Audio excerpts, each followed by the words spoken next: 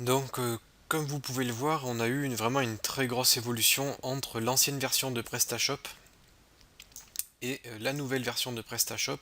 Ils ont intégré Twitter Bootstrap à PrestaShop, qui est en fait un outil qui permet de styliser un peu votre site et surtout de le rendre responsive, donc de pouvoir l'adapter à toutes les tailles d'écran et également au téléphone et aux tablettes. Donc là, on a vraiment une refonte totale du design de PrestaShop avec des choses vraiment très simples. Et dans cette nouvelle version, donc il y a la version 1.6, l'équipe de PrestaShop a travaillé avec des commerçants justement afin de discuter des éléments qui feront que la boutique permettra de vendre plus. Ils ont mis en place certain nombre de techniques marketing qui vont vous permettre de vendre plus. On a l'apparition par exemple du menu enrichi. Lorsque je survole le menu, je n'ai pas besoin de cliquer et j'ai un gros sous-menu qui apparaît. Donc là, ça s'appelle le menu enrichi avec toutes les catégories qui apparaissent en même temps. Ça permet d'augmenter les ventes d'environ 20%. Vous avez des bannières, vous avez des nouvelles fiches produits. Donc on a vraiment des choses très bien faites. Donc on va commencer à configurer notre boutique. Et ce que je vais faire dans un premier temps, c'est supprimer tous les produits qui se trouvent dans cette boutique. Donc je me rends dans ma page d'administration. Sur la page d'accueil, vous allez avoir les statistiques rapides de votre site, avec le nombre de visiteurs en ligne, les paniers, les ventes, etc. Dans le catalogue, vous allez avoir plusieurs rubriques. Vous allez avoir les produits, les catégories, donc ça ce sont les deux sous-onglets principaux que l'on va utiliser, mais après vous avez aussi la possibilité de gérer les fabricants, les fournisseurs, ainsi que les caractéristiques des produits. Par exemple, si vous vendez un lecteur MP3, il aura plusieurs caractéristiques comme la couleur, il aura aussi des caractéristiques comme le stockage, 4 Go, 8 Go. Donc voilà, ça ce sont les caractéristiques, on va aussi pouvoir gérer tout ça dans l'onglet catalogue. Donc moi je vais commencer par supprimer mes produits. Donc je vais commencer par tout sélectionner, je clique sur action groupée, tout sélectionner, et une fois que j'ai fait ceci, dans action groupée, je vais supprimer la sélection. Ok, donc là j'ai supprimé tous les produits de ma boutique. Donc ça prend un peu de temps, on a l'onglet de chargement qui est ici.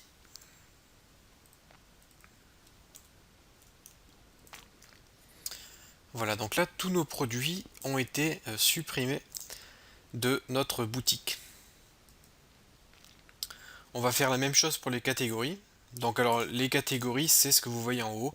Hommes, femmes, robes, t-shirt. Donc ici on a une seule catégorie qui est femmes. Et dans cette catégorie, on va avoir plusieurs sous-catégories. Donc je vais déjà la supprimer. Je clique ici, supprimer.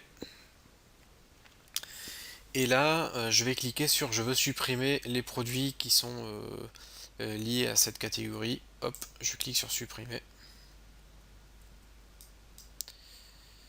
Du coup, si j'actualise, je n'ai plus de catégorie et je n'ai plus de produits. Donc les images que vous avez ici et le slider, ce sont des choses complètement différentes. On va aussi voir comment les gérer.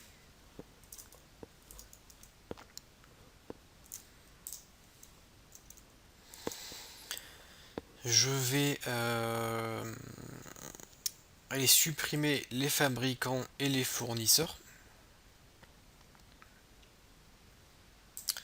Donc les fabricants, évidemment, ce sont les créateurs de vos produits.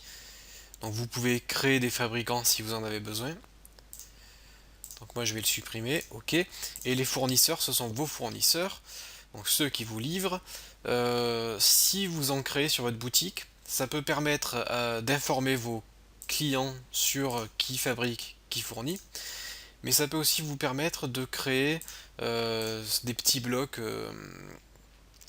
Je ne sais pas si je peux vous le montrer ici. En tout cas, ça peut vous permettre de faire des filtres si les visiteurs veulent filtrer par fabricant. S'ils veulent des produits fabriqués uniquement par Apple, eh bien ils auront la possibilité de voir les produits de ce fabricant. Mais nous, on va plutôt passer par des catégories, c'est beaucoup plus intuitif. Alors on va vider notre boutique, on va aller dans les modules, dans la liste des modules, et on va supprimer ce qui se trouve dans notre slider.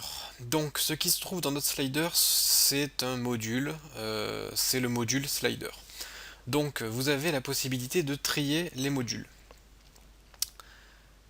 Qu'est-ce qu'on nous dit? La mise à jour sont disponibles. Ok, donc on verra plus tard. Alors, on peut trier par les modules installés et non installés. On peut trier par les modules activés et désactivés. Ici, vous avez la liste des modules. Donc, il y en a beaucoup déjà. Où vous pouvez trier par catégorie. Les modules d'administration, les modules du front office. Donc, nous, le slider, c'est un module du front office. Mais moi, ce que j'aime bien faire, donc comme je connais à peu près les modules de PrestaShop, je sais que le module qui se trouve ici s'appelle le module Home Slider. Donc je marque Home S, et là j'ai bien Diaporama Image Slider pour votre page d'accueil. Donc ça va bien filtrer le module. Et je vais cliquer sur Configurer. Alors je vais regarder les paramètres. On a largeur max, vitesse, pause. Ok, donc ça je vais laisser ces paramètres par défaut. Et là on a la liste des diapositives. Donc ce que je vais faire, c'est que... qu'est-ce qu'on a ici? Ok. Ce que je vais faire, c'est que je vais désactiver ces diapositives. Enfin, je vais en désactiver une pour pas la supprimer. Je vais supprimer les autres diapositives.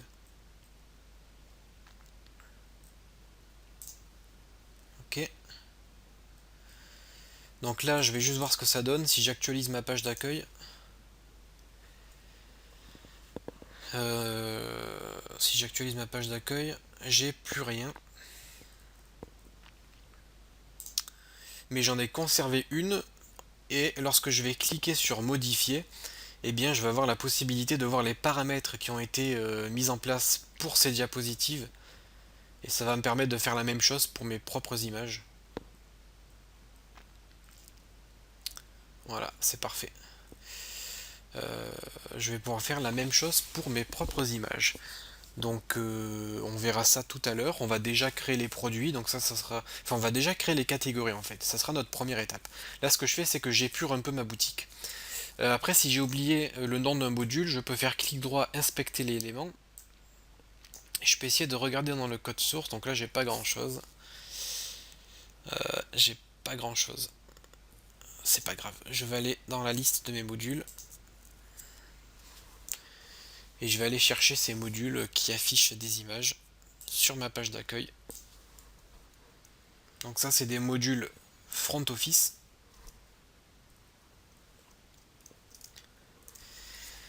Et parmi ces modules du front office, on va en configurer quelques-uns. Vous avez déjà le bloc bannière, qui est le bloc qui affiche la petite bannière que vous avez en haut. Donc ce que je fais, c'est que j'appuie sur le bouton du milieu de la souris, ça m'ouvre la configuration dans un nouvel onglet. Donc on va configurer bloc bannière. Je vais voir ce que c'est le bloc catégorie. Ensuite, qu'est-ce qu'on a?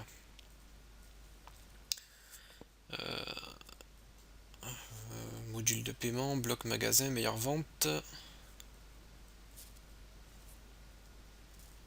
Voilà, on a le configurateur de thème. Très important, ça c'est une nouveauté.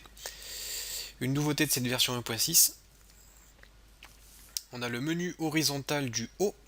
On va pouvoir configurer ce menu. Voilà, donc là c'est à peu près tous les modules que je veux modifier pour pouvoir épurer mon site. Donc au niveau de cette bannière,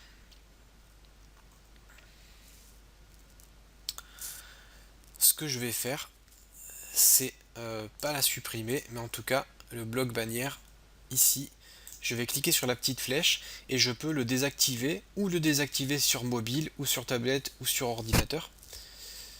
Donc moi je vais le désactiver. Comme ça mon bloc bannière ne va pas s'afficher sur ma boutique. Ensuite je vais dans le module bloc catégorie. Qu'est-ce qu'on a ici? Je voulais juste regarder ce que c'était. Ok. Donc ça je vais laisser tel quel.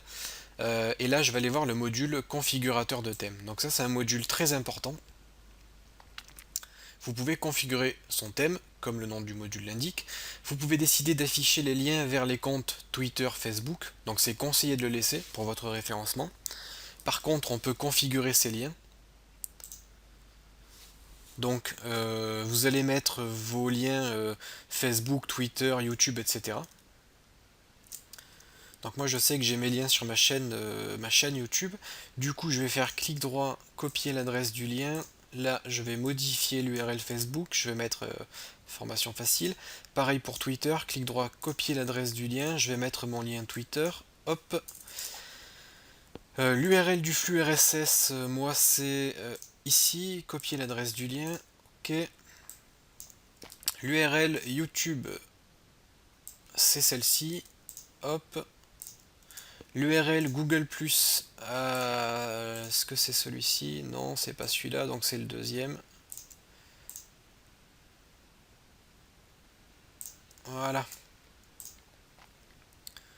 Donc l'URL Google+, c'est ici. Et l'URL Pinterest, alors là, elle n'est pas là. Hop. L'URL Pinterest, c'est celle-ci.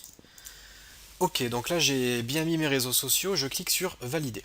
Donc c'est important de mettre vos réseaux sociaux pour votre référencement.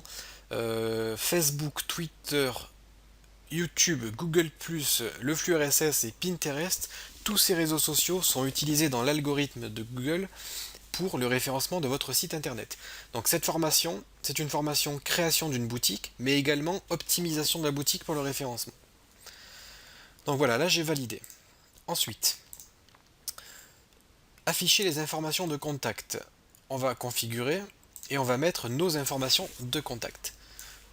Création, jeu.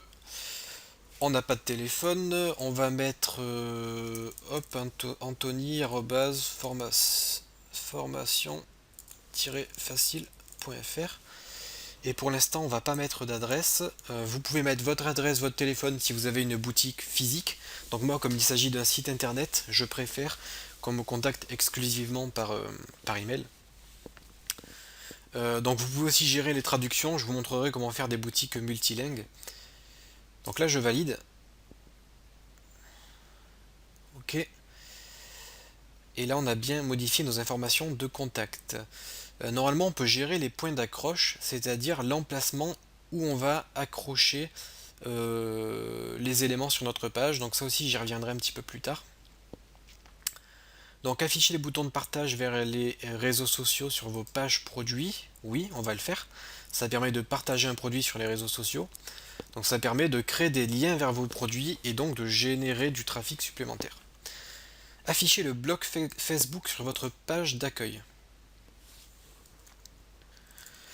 Oui, on va afficher le bloc Facebook et moi je vais mettre le bloc formation facile, je valide.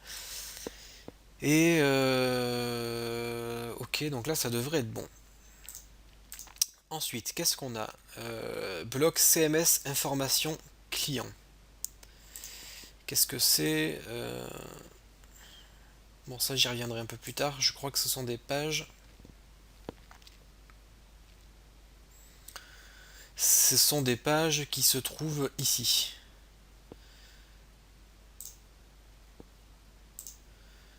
Donc je le ferai tout à l'heure, mais c'est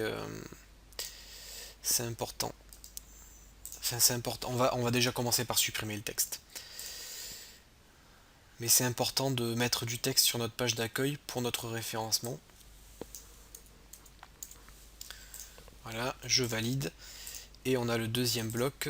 Donc le deuxième bloc, c'est celui qui se trouve à droite ici normalement. Ouais. Je vais le supprimer également. Mais on mettra du texte optimisé. Je vous montrerai comment faire du texte optimisé. Activer l'archivage rapide, ok. Activer la bannière en en-tête des pages. Donc là c'est la bannière de tout à l'heure.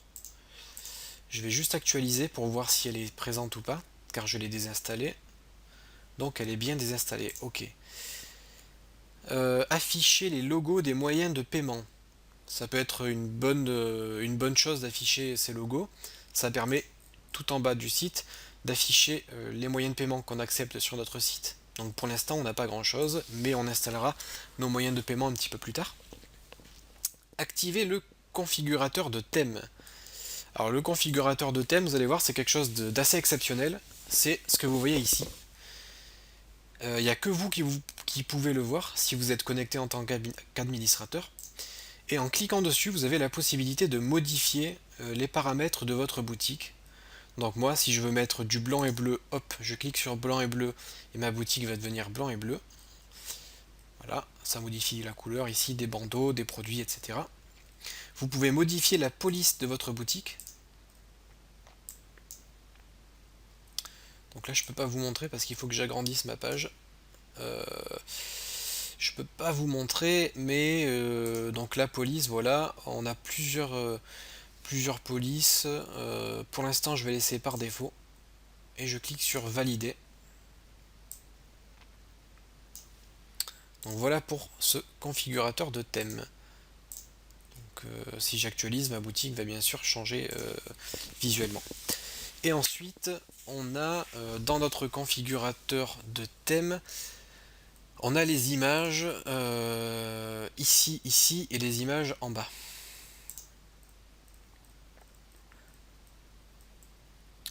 Donc là, on a les images qui sont accrochées en bas de page.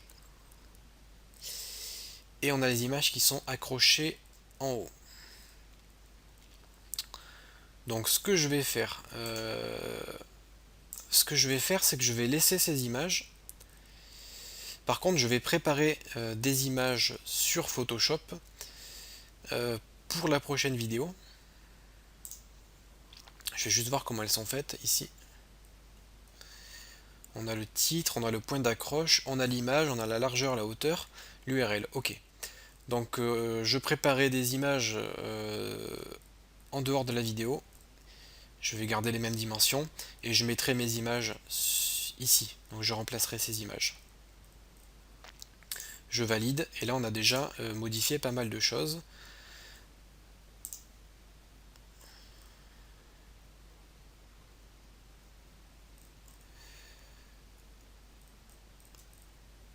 J'ai fait la bêtise de laisser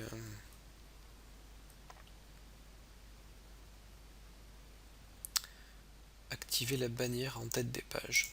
Je vais cliquer sur non, je valide. Donc là normalement la bannière devrait disparaître. Ok. On a aussi donc le module de configuration du menu. Donc là j'ai le blog. Ce que je vais faire, c'est que je vais retirer le blog. Ok. Et je vais enregistrer. Donc là, dans mon menu, le blog va disparaître. Voilà, donc là on a quasiment tout vidé sur notre page d'accueil. On n'a plus que les images par défaut que l'on va supprimer. Donc là, si le blog apparaît toujours ici, c'est tout simplement, je pense, à cause du dossier cache. Donc dans ce dossier cache, on doit tout supprimer à part le index.php. Donc le cache, ça permet juste de sauvegarder des éléments pour ne pas avoir besoin de les recharger à chaque chargement de page du coup.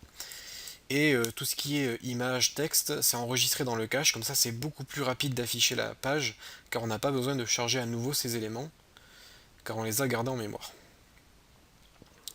Donc à chaque fois que vous faites des modifications importantes, vous devez vider le cache pour que ces modifications soient effectives. Et le temps que ça supprime, je vais retourner dans les modules. Et également dans les préférences, je vais ouvrir les préférences générales, les préférences du thème.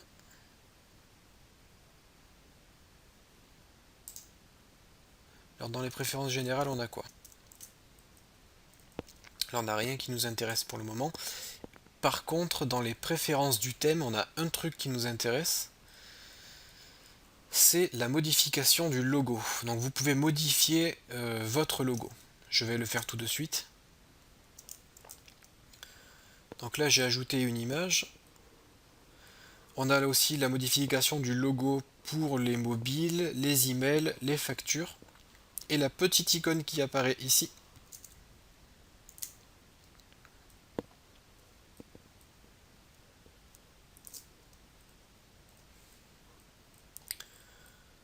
donc là après vous avez des thèmes professionnels. Ce que je fais, c'est que je vais cliquer sur valider.